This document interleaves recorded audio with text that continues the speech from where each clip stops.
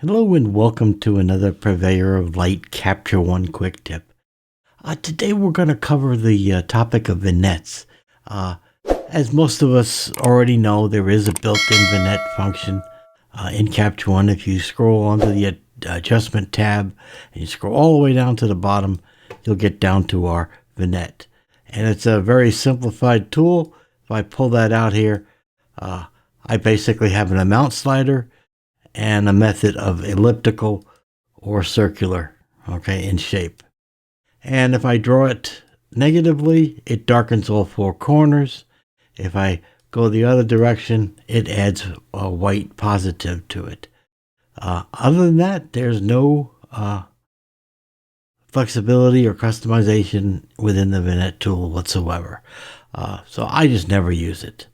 I'm going to show you a better way of doing things today. We're going to use an adjustment layer, and we'll go ahead and scroll all the way up. We'll go to our layers panel, and we will add a empty adjustment layer. Okay, so now we have that there. We can go ahead and now on this layer we can use the radial tool. Okay, and didn't quite click it today. Okay, there we go. And I draw out approximately the shape and size I want. And then I can drag it into position. Okay. Now in this particular photo, you can see anything in red is going to be affected by the vignette. And I do not want, if you look at it like this way, I don't want a vignette in the sky. I don't want it in the upper portion of the picture at all. And so I need to size and arrange this so that this doesn't happen. So I need a little bit bigger. So I'm going to draw it out a little bigger here. And that should probably do it. And then I'm just going to drag it up. And I'm looking at the red mask to make sure that I'm not hitting any areas that I shouldn't in the vignette. Okay. And I'm coming in. All right, I'm hitting in the sky there a little bit. Okay, so up in the upper right here and right here, I'm hitting the vignette. If I hold it, you can see the mask that I'm hitting a little bit of red in there.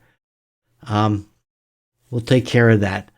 All right, so now that I have the radial in position, I can then make adjustments, and I can do any adjustment I wish. I'm not limited to what I want to do, but I'm just going to lower the exposure a bit. Okay, and then I can turn around and use the before and after to see how it is, and you can see how this makes and draws the eye. Okay, but I don't like that it's hitting the sky. Okay, so we need to remove that from the sky. So now if I turn around and I hit M for mask, see the mask by hitting M. Okay, and now you can see if I select the eraser tool, okay, I can erase the areas that are being affected that I don't want to be affected. Okay, now there's one important cat cave to this thing. Right now I can move this radial around and make adjustments. I can resize it, move it, etc., etc. But once I decide to put an eraser to it, the elliptical is no longer adjustable. Okay, so in other words, it's a fixed in size, shape, and manner. So you have to be sure you're ready to do this. So coming up to your toolbar, you could just cover over and hit your mask, erase mask, click that, and then you can turn around and just erase your thing and come in and erase your mask. Okay, I'm going to size it up a little bit here. I'm using the square brackets, and it'll be a little bit of a lag.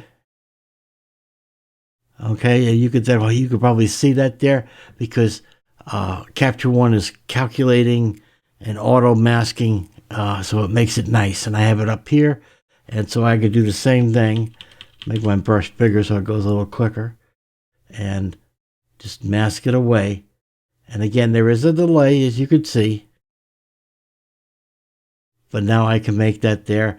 And so now that I have the mask customized exactly how I want, I can turn M on the keyboard to turn it off. Okay, and now we can look at the before and after.